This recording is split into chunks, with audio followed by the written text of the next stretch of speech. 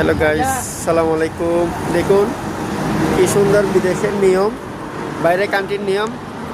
এই নিয়ম যদি বাংলাদেশে থাকতো এতটা অ্যাক্সিডেন্ট হতো না, যদি মানুষ মেনে চলতো। বাংলাদেশের মানুষ যদি মেনে চলতো, যদি প্রবাসে আপনি যতই কিছু বলেন না কেন, সচরাচর আপনার মানুষ অ্যাক্সিডেন্ট হয় না কেন? রাস্তা পার হবার জন্য জায়গা আছে এবং সিগন্যাল আছে।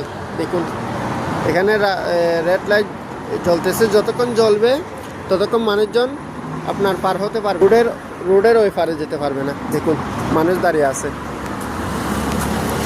যদি রোডের ওই পারে যায় তাহলে আপনার বাংলাদেশের প্রায় মিনিমাম 25,000 থেকে 20,000 টাকা গুনতে হবে।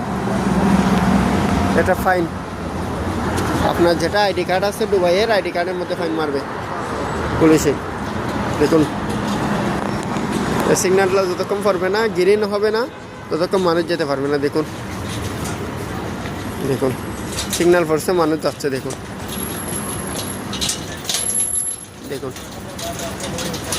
সিগন্যাল পড়ছে। দেখুন দেখুন সিগন্যাল পড়ছে, মানুষ যাচ্ছে।